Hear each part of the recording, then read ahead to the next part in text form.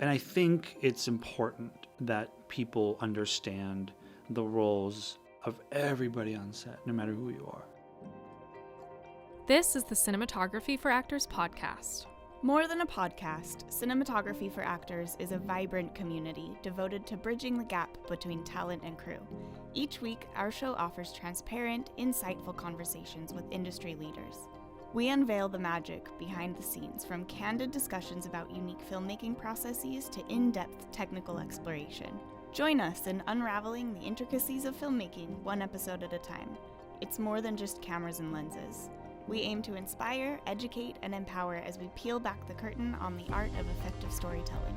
Now on to the episode.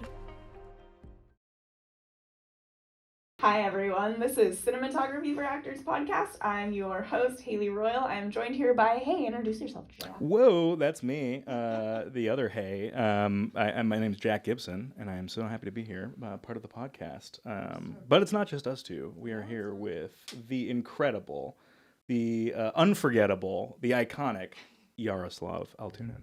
He is an award-winning writer-director based in Los Angeles. His work includes traditional narrative film as well as new media. He's also a huge gear dork, and as a tech editor of nofilmschool.com, he is always searching for the next filmmaking tool.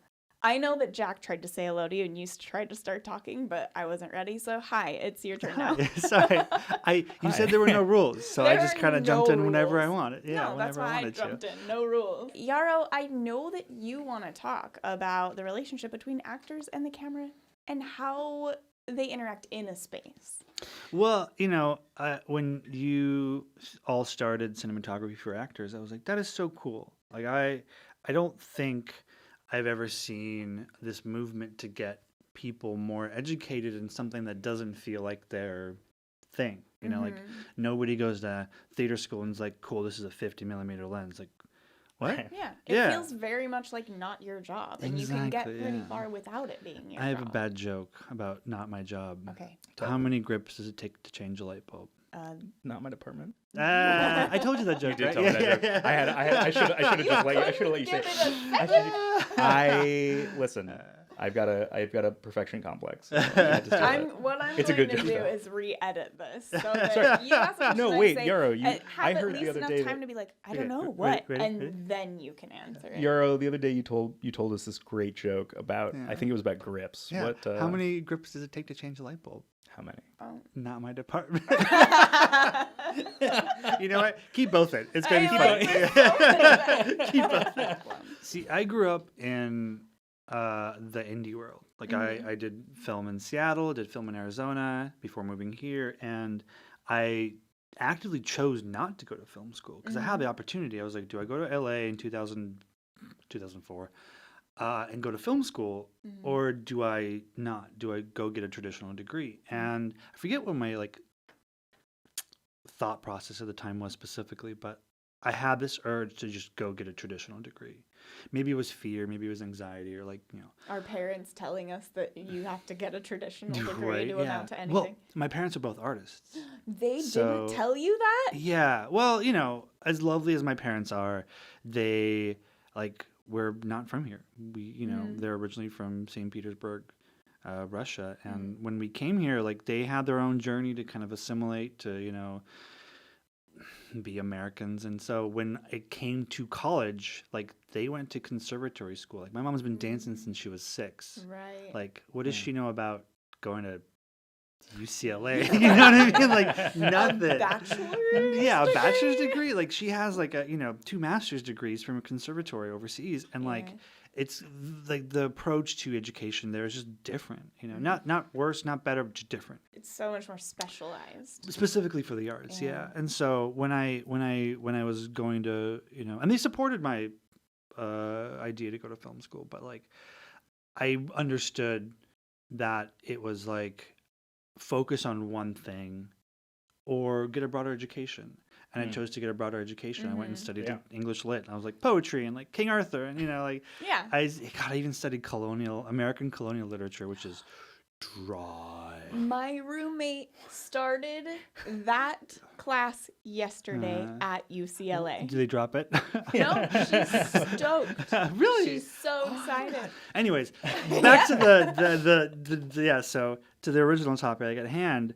So I went to ASU for an English degree, and it was great. Loved it. And came here and did production for a while before. Like there was this moment in my career where I was writing, and I was like, I want to make a movie. I want to make a feature. Like no more, branded stuff. No more music videos. No more short films. Like I want to make a feature. And the more I wrote, the more I was like, wow. Like why can't I? Why isn't this good? Mm. Why is it so hard? Right, yeah.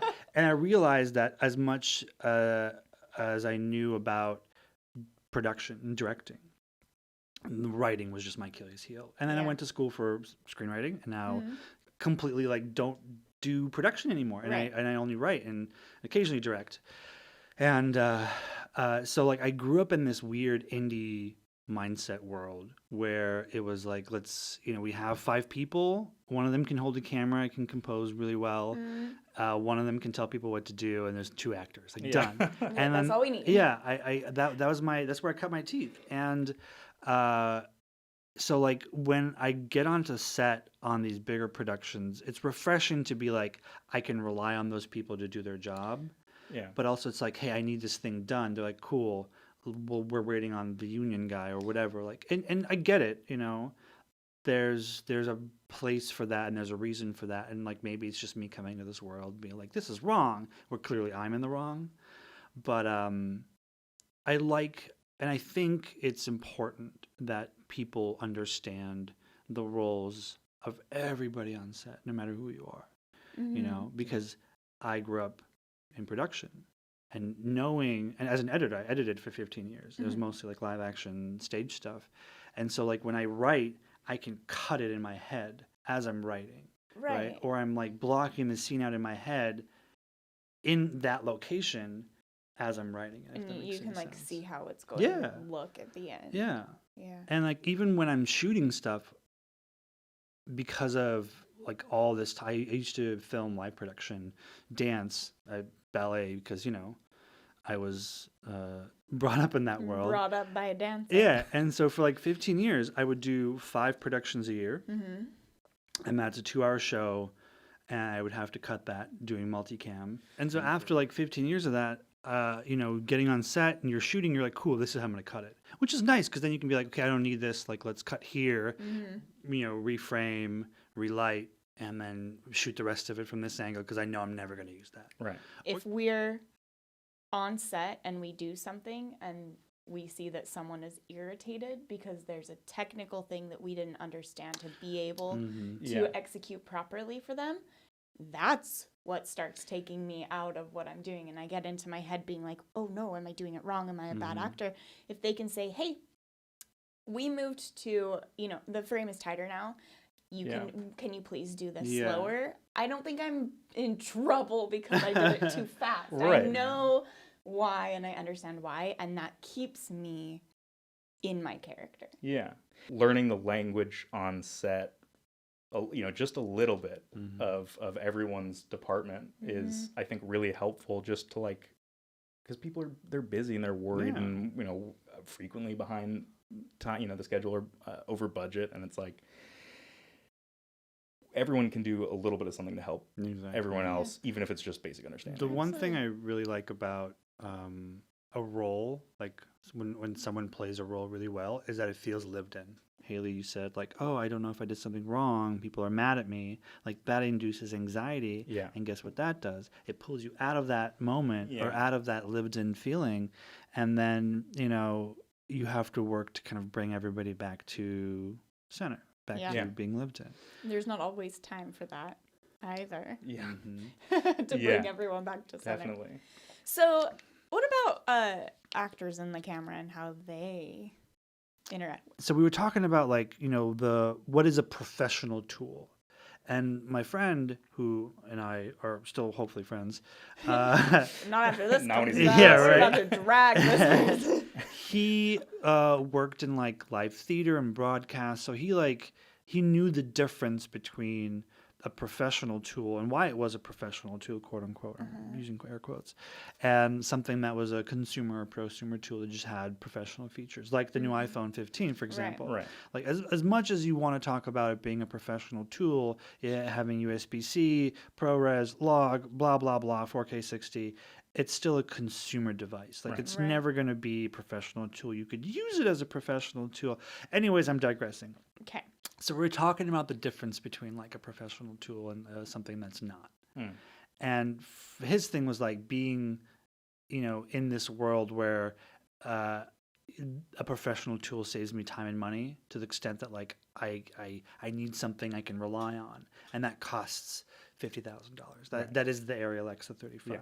And I'm like, sure, I agree. And maybe a year ago I would have been like, you're totally right.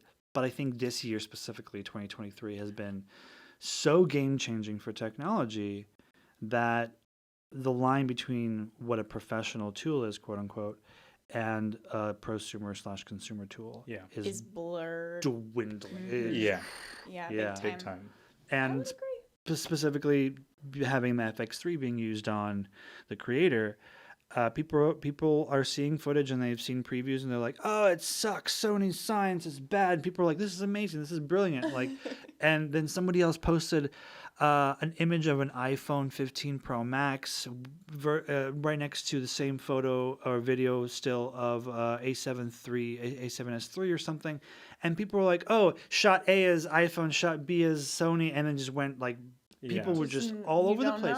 Nobody knew. Like, and sure, you could, dissect it and pixel peep and find out which is which, but like in the end, at a glance, you can't tell. Right. In certain instances, at least with the iPhone. Picture isn't everything. Like, you can have a movie that there are many of them that are shot beautifully, but they're quite bad. Or even, I mean, it's, I think, a little bit rare because it's, I think, a little bit harder as a DP to be so good at one and not the other. But like, you could have one where the shots are composed beautifully, but like camera movement is like awkward. And speaking of that, oh my God. A Haunting in Venice. I saw it. I haven't seen it yet. It was better than Death on the Nile. Okay. It was, I don't know if it was as good as Murder on the Orient Express, but that entire film was like a 12 millimeter. It was so wide. Wow. It worked. But there was just so much information in every frame. Interesting. It was weird. And I can't be like, it was bad or good because, it's subjective. But it worked, I think, on some level. But also, I had that same feeling you just said. Like, it's composed beautifully, but the camera movements were weird. And I'm like, yeah, maybe that was that's the thing I was bumping on. But sorry, go ahead. No, it's a good segue. Now we know. And now we know. I'm not going to go watch. No, go. The movement's going to be weird. Prepare yourself. Bring a barf bag. But it's that brings me to the size component of, because obviously, like, you are infinitely more restricted by a quote unquote professional tool,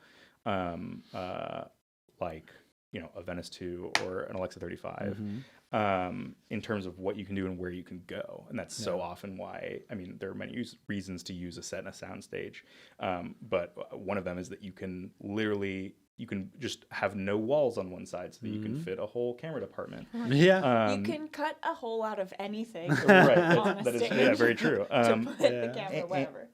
But, something like an FX3 that is, I mean, it's literally, it is no bigger than like what you would be using for your family vacation. More or less. It's like the size of a point and shoot, like a DSLR, just like a regular. And with a price that, like, you could own. Yeah, a person can own and make, like, So it's, but like you were saying with the creator, like,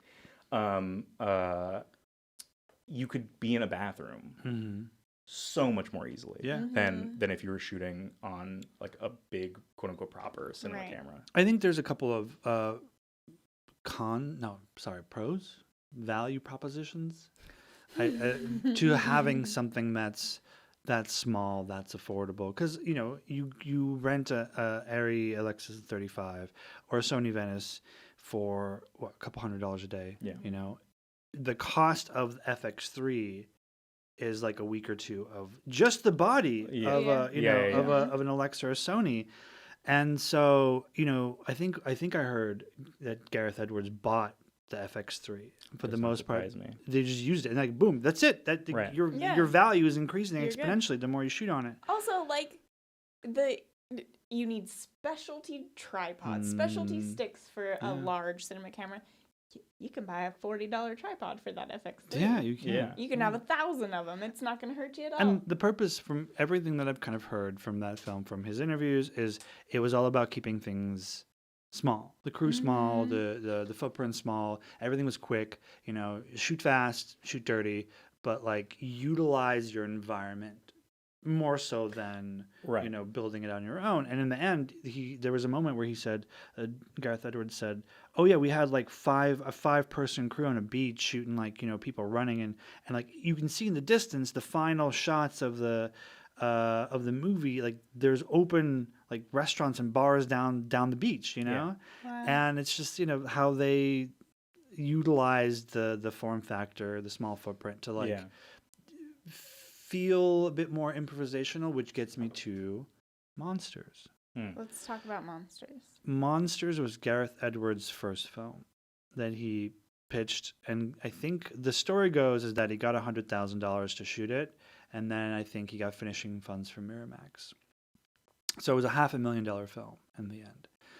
And he bought a camera, bought a depth of field adapter. So for those who don't know, it is a piece of ground glass that you put in front of a fixed lens camera that then adapts full frame lenses to it. So you're basically recording a ground glass with like a camcorder that is capturing the image circle of a cinema lens, for example. So you mean he bought something with a fixed lens? Yeah, like a camcorder. It was and then NX bought something so that he could put different lenses on.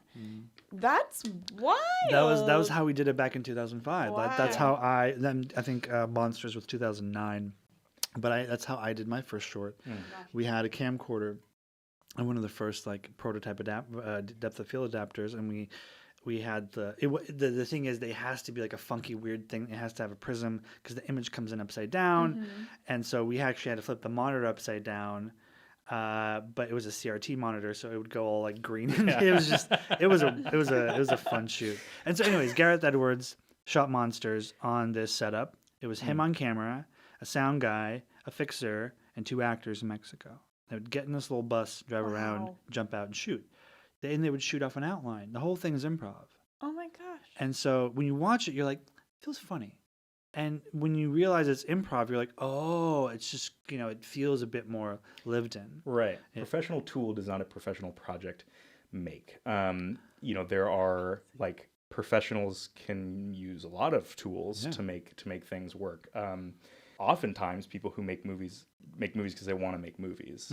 And when you want to make movies, you use what you have. That's, like short film festivals are essentially just a half week to a week dedicated to people who said, I want to make a movie. And I am up against one or more of like 3 factors where I don't have money, I don't have gear, I don't have people. Yeah.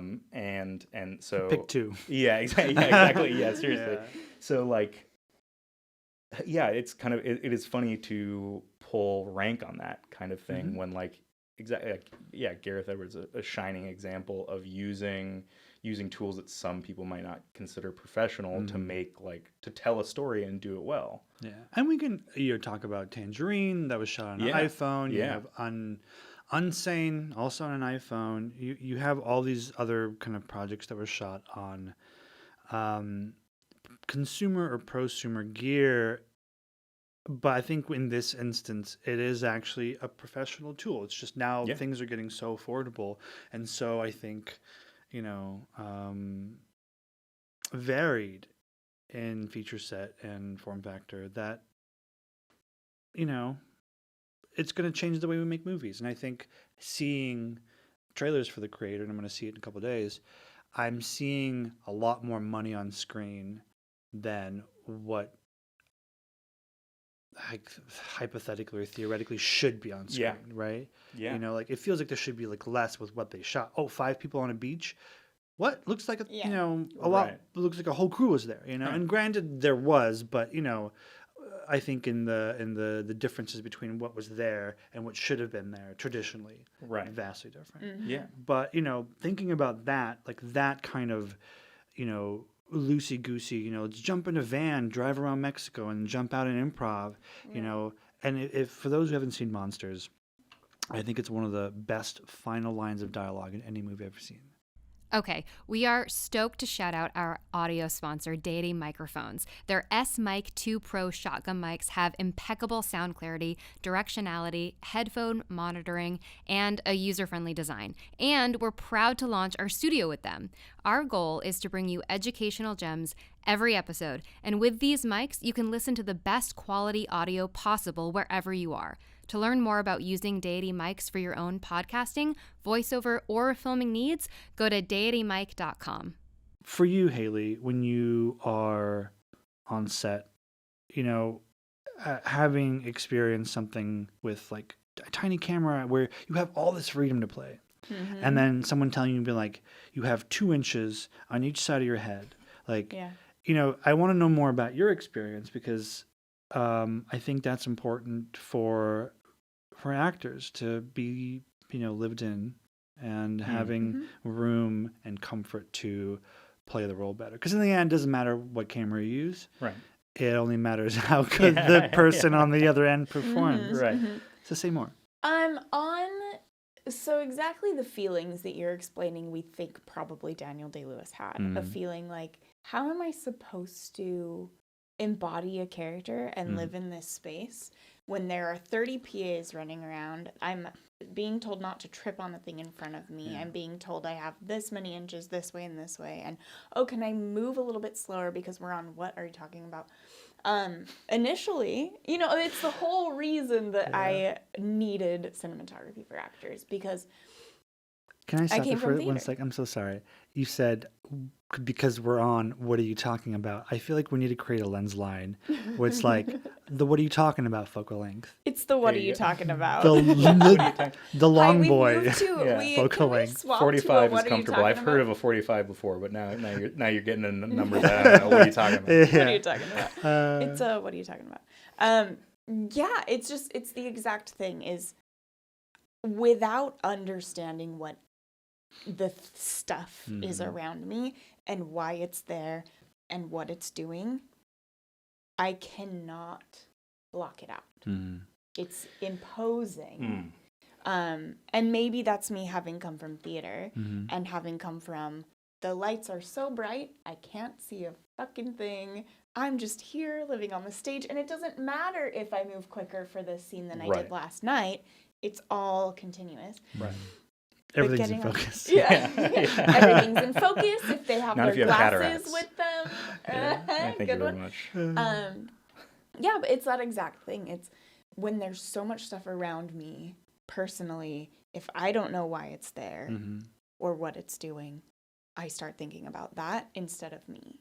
And instead of my character and the life that I'm supposed to be living. But when it's something smaller, it is less imposing. And I suppose that it's usually when it's, you know, a consumer or prosumer device, it's something that I feel like I understand a little bit better. I know, oh, that's pointing at me, and they clicked the button, and I know what's happening now.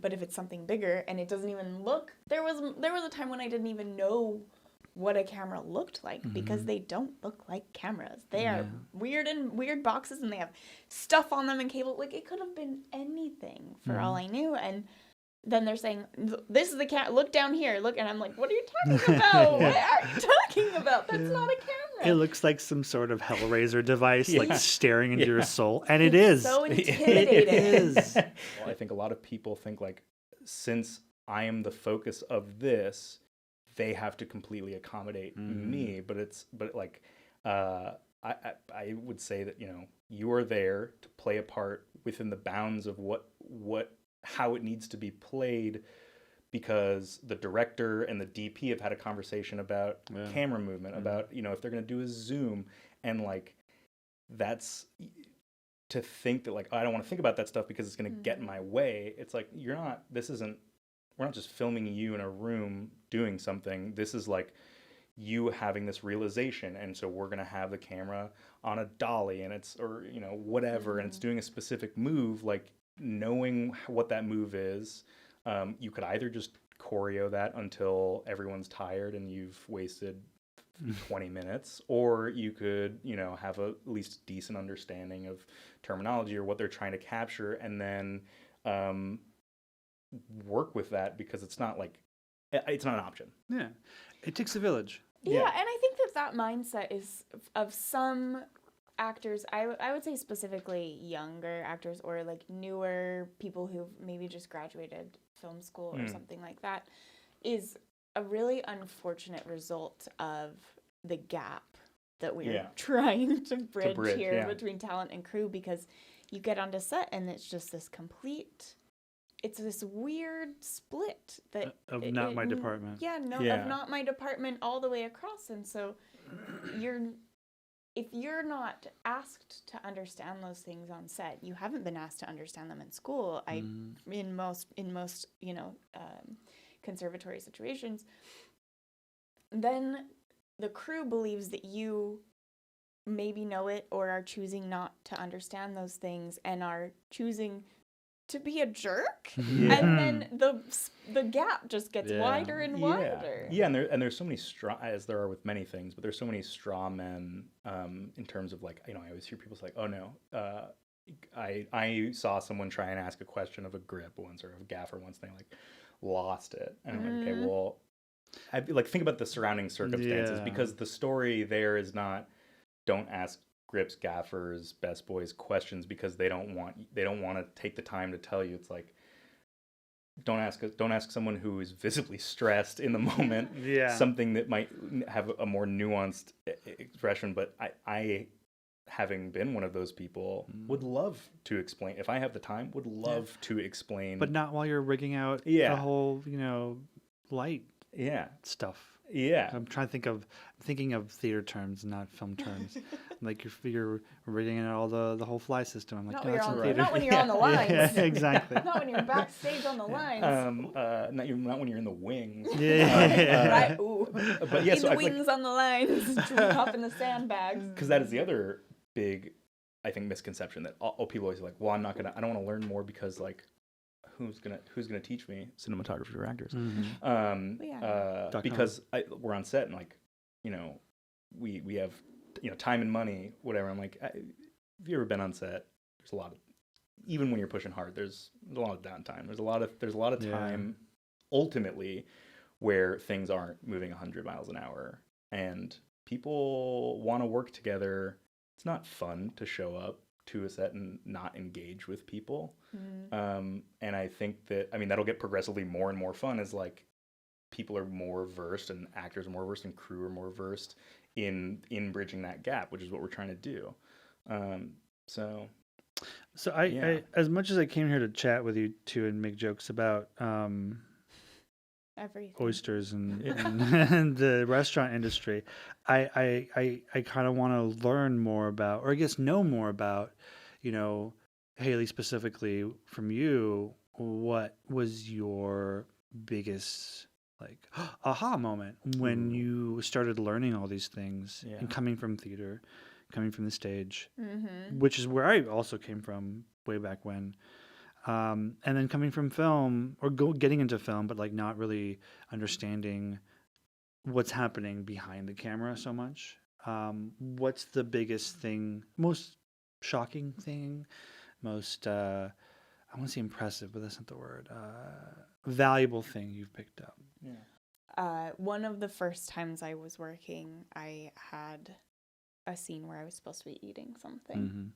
And we did the wide, and I ate something. And I had been, you know, in the very limited film training that I got in the conservatory program that I went through, they were like, continuity matters, which thank you for telling me that. But they were like, you must do everything exactly the same. Remember where you placed things. Remember everything the same from take to take. Which, later on I realized it's like from take to take, not really. From setup to setup, like pick your favorite because they're going to cut Make some sure together. The spoon is just on the table.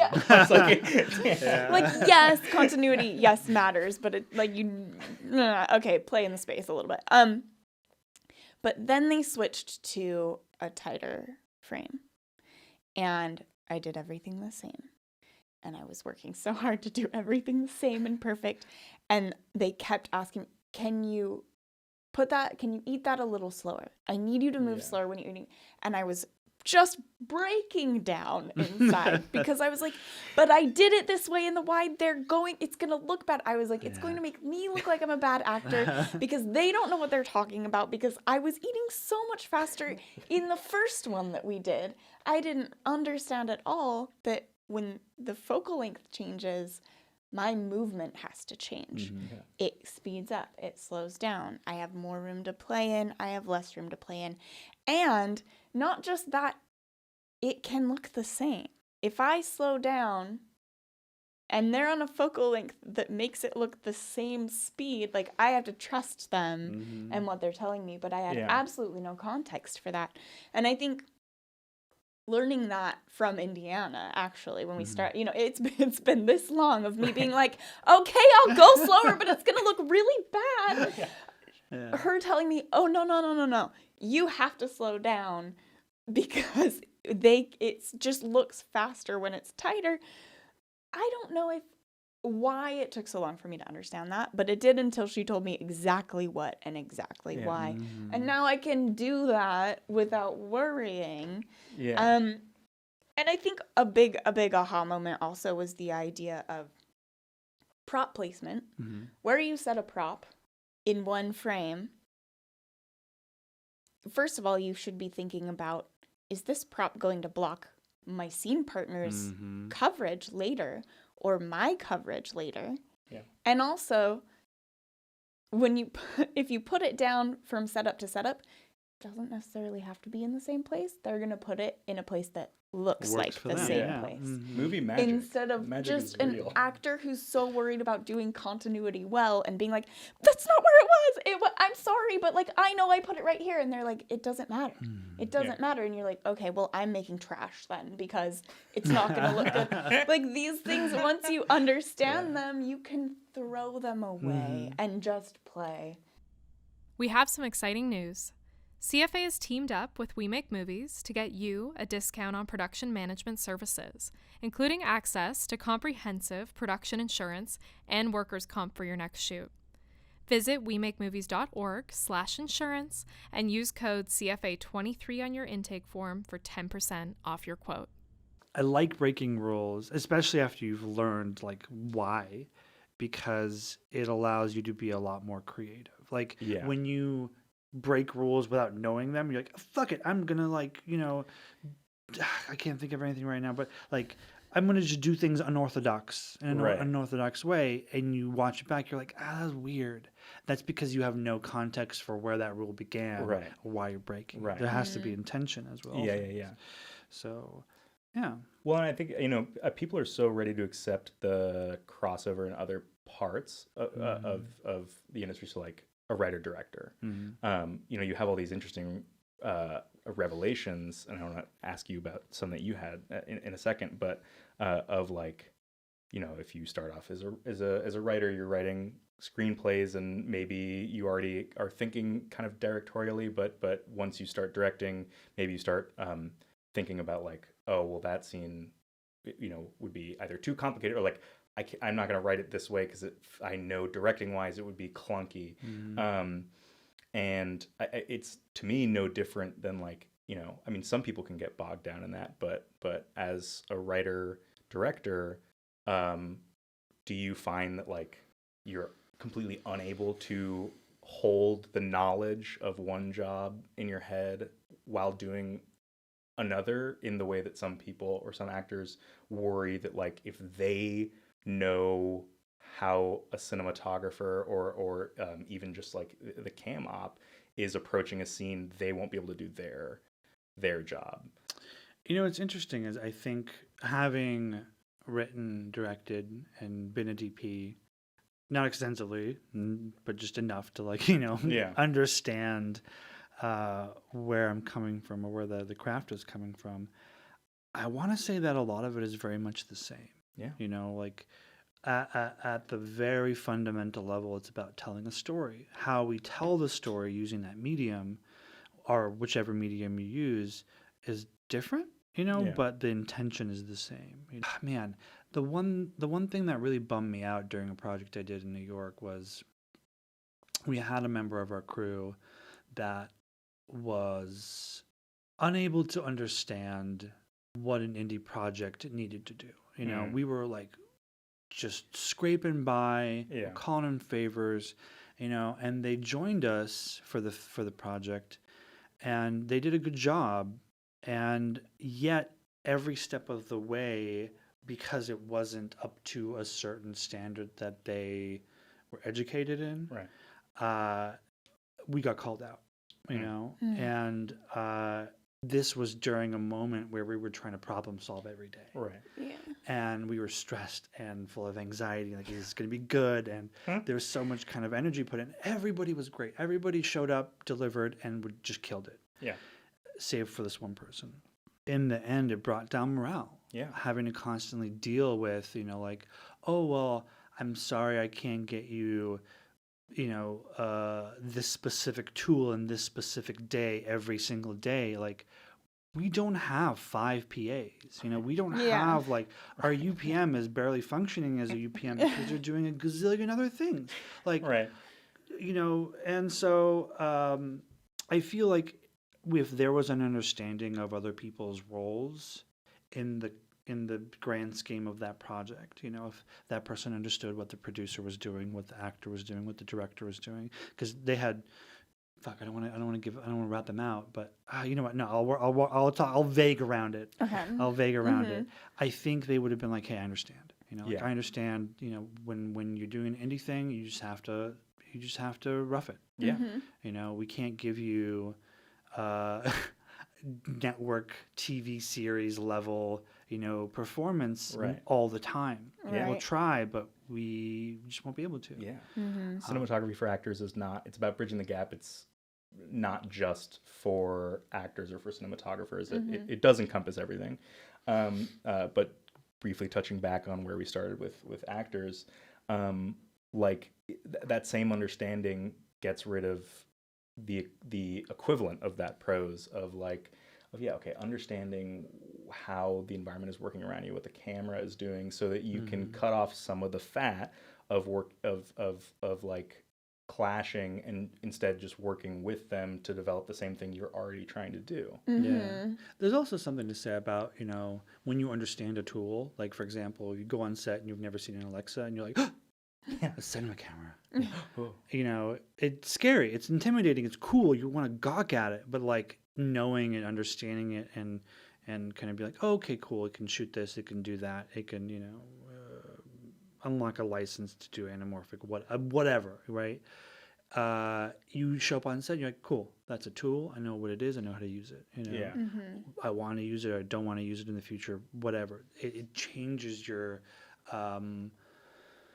relationship. Yeah. Well, and I know how to use that tool as opposed to this other tool that I have also worked with. Like I know how to make something look best through this tool. Yeah. Well, I'm curious to hear from you, Haley, because I just came off this shoot. There's a proof of concept. You played a pirate. I did. I played a pirate. I was in it. I was truly a dream come true. This is for after the podcast, but I have wanted to be a pirate for some time. But I like a good Disney pirate, not like a look at me, I'm the captain now pirate. No, yeah, not a bad, not a bad exactly. Not a bad in all the pirate. good ways. Yeah. But so this was the first, like I said earlier, this was the first time I'd stepped in front of the camera. Were you nervous? What? Were you nervous? It followed the same pattern of the ways that I'm nervous around new things in my life, which is I was nervous the week before. And then the day we got to set to shoot, I wasn't nervous at all. And this is a perfect segue because though I was, you know, doing this new thing, I was on set. It's not like it was my total first time. Like I had been there before, so I was comfortable with the external things. And not only that, but I had prepped that camera and all of the camera gear That's interesting. earlier that week at Keslow with Indy and Amritha and Kadian. And so I felt like having put it together, having set up the Pterodex, made sure everything was good, having done cable mancing, like I felt infinitely more comfortable in front of it.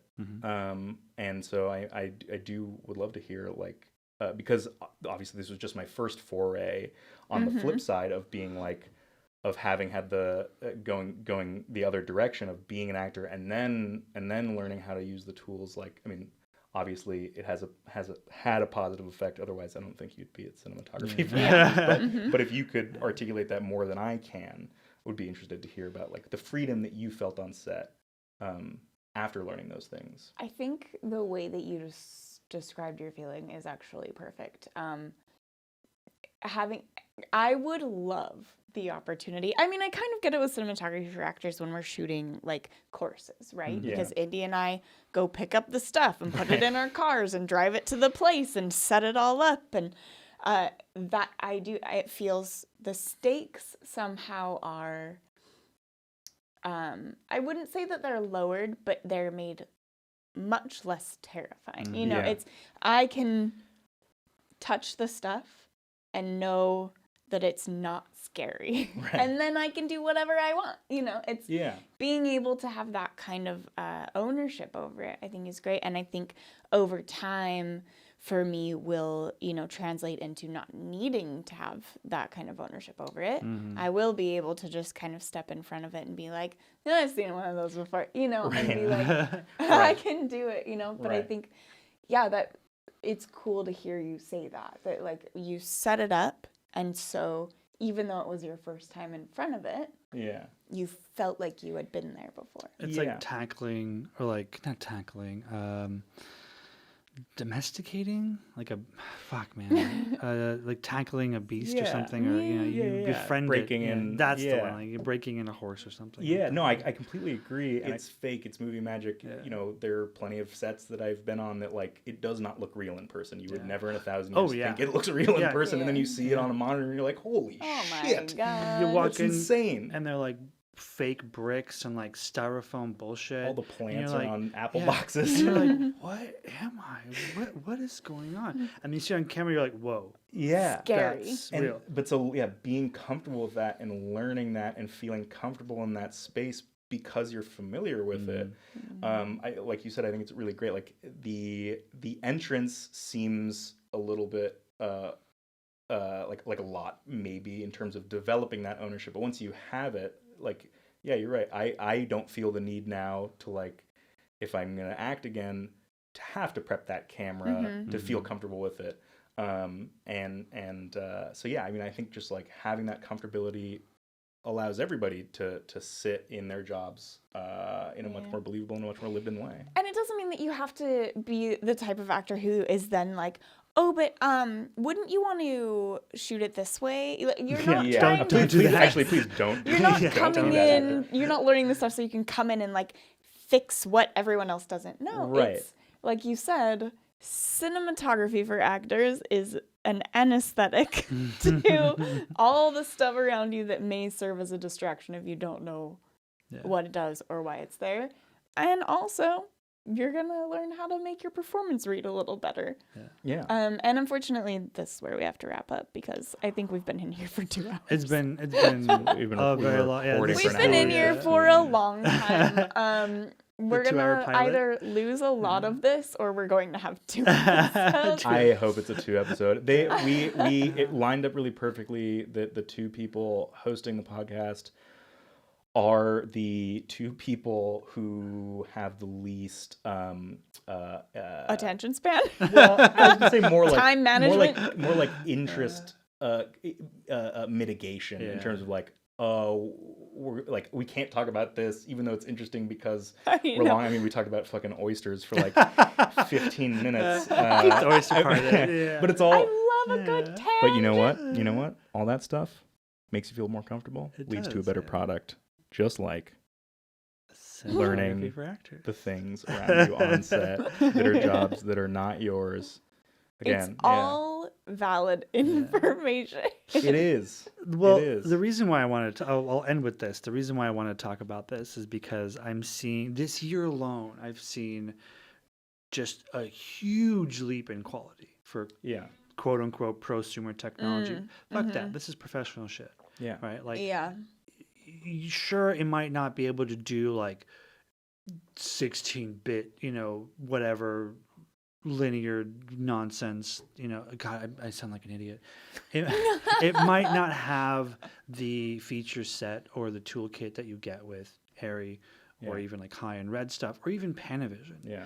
But it's so good that the difference between, let's say, something from Fuji or something from Canon or something from Sony on the lower end and everything on the high end of Varicam from Panasonic, Arri Alexa, Sony Venice, and Red and by extension Panavision.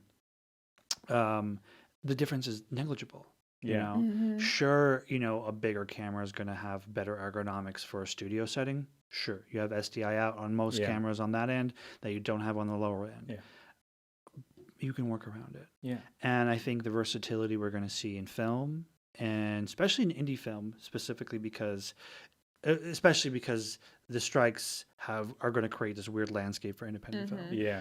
I'm really excited to see how storytelling is going to change, how it's going to change the way people make movies. Yeah.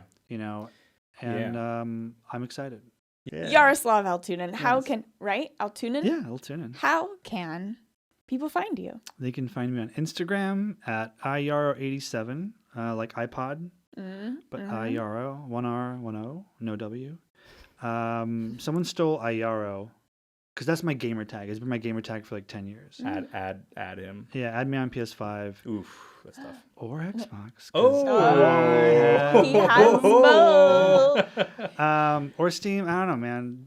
I might not friend you back, but you can try. You can try. But on Instagram, reach out, ask me questions. If you want to talk about, a cool project you're working on, if you want to have it up on a film school, let me know. If you want to just shoot the shit, I'm there too. Or you could go to my website. It's yaro.com. This has been a pleasure. Thank you for Thanks, having me. Absolute pleasure having Yaro. you You on. all didn't get to hear it, but we did talk for about 20 minutes before we even started. Yeah, it's so technically a 3-hour podcast. there's a lot to listen to, and he'll be back. So He will be back. Join us in bridging the gap between talent and crew. Start by subscribing on your preferred podcast platform, sign up for our newsletter to stay up to date on vendor discounts, community events, and new podcast releases, and educate yourself through our free course releases on YouTube. It all starts at cinematographyforactors.com. And if you like this episode, consider leaving a review to make it easier for other listeners to find us.